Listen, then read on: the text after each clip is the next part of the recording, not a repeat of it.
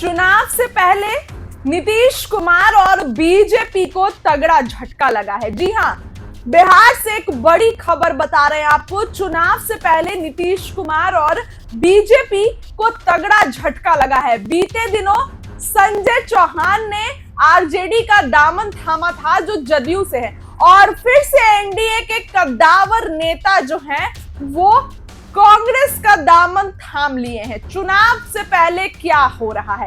चुनाव से पहले नीतीश कुमार को तो देखिए वक्फ बिल पर काफी मुस्लिमों का इस्तीफा आया और नीतीश कुमार उसको डैमेज कंट्रोल करने में भी लगे, लेकिन अभी भी इस्तीफों का दौर शुरू है। एक और दिग्गज नेता का इस्तीफा आ गया है, करीबी रहे हैं बीजेपी के, और यहां पर नीतीश कुमार और बीजेपी दोनों को तगड़ा झटका लगा है।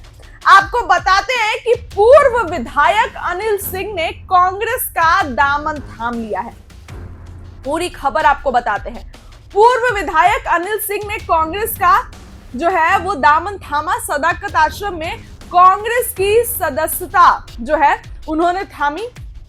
पटना के सदाकत आश्रम में कांग्रेस में शामिल होते पूर्व विधायक अनिल सिंह, वहीं चंडी विधानसभा से 2 बार, जी हां, चंडी विधानसभा से 2 बार विधायक रह चुके अनिल सिंह बुधवार, यानी कि जो है बुधवार को कांग्रेस का दामन अनिल सिंह ने थाम लिया। वहीं आपको बता दें कि सदाकत आश्रम में कांग्रेस के प्रदेश अध्यक्ष राजेश राम की उपस्थिति में कांग्रेस में शामिल हो गए।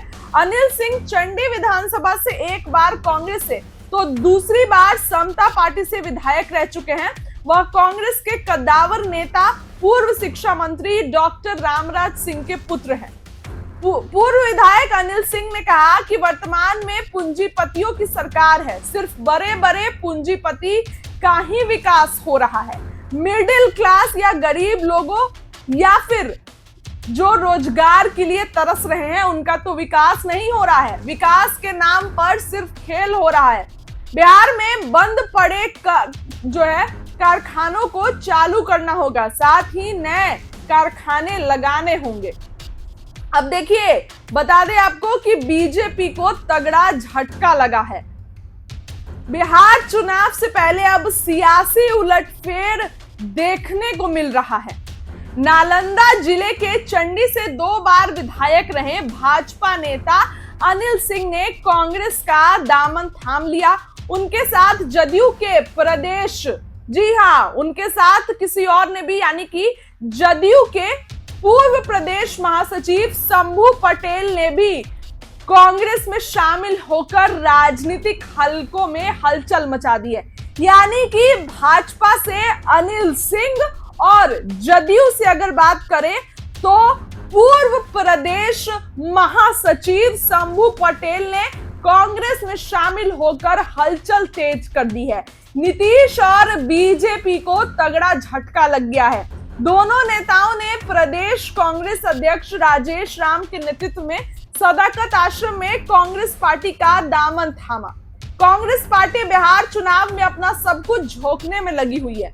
राष्ट्रीय स्तर के नेता लगातार बिहार दौरे पर आ रहे हैं। राहुल गांधी इस साल 3 बार बिहार आ चुके हैं और इसका असर कहीं ना कहीं देखने को मिल रहा है। शंभू पटेल, जदयू के पूर्व प्रदेश महासचिव शंभू पटेल और भाजपा के नेता अनिल सिंह जदयू का दामन थाम चुके हैं।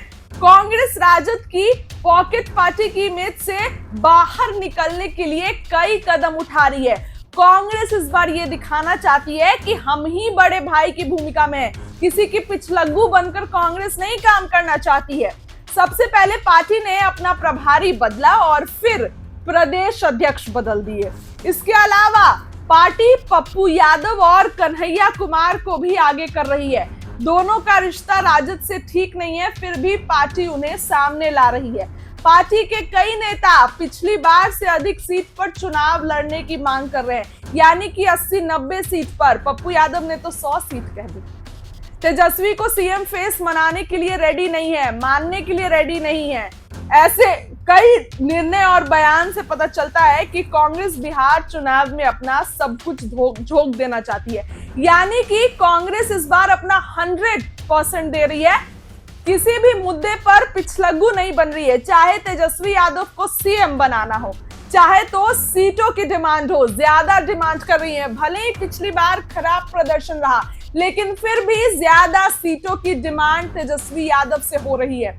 इधर कांग्रेस को भी फायदा हो रहा है। आप देखिए कि भाजपा के नेता और जो है 2 बार आपको बता दें कि चंडी विधानसभा से चुनाव लड़े एक्स एमएलए कह सकते हैं, उन्होंने कांग्रेस का दामन थाम लिया है। और जदयू से भी आपको बता दें कि पूर्व प्रदेश महासचिव शंभू पटेल ने जो भी कांग्रेस का दामन थाम लिया है, यानी कि कांग्रेस पार्टी में अब तमाम नेताओं यूं दामन थाम रहे हैं कांग्रेस का।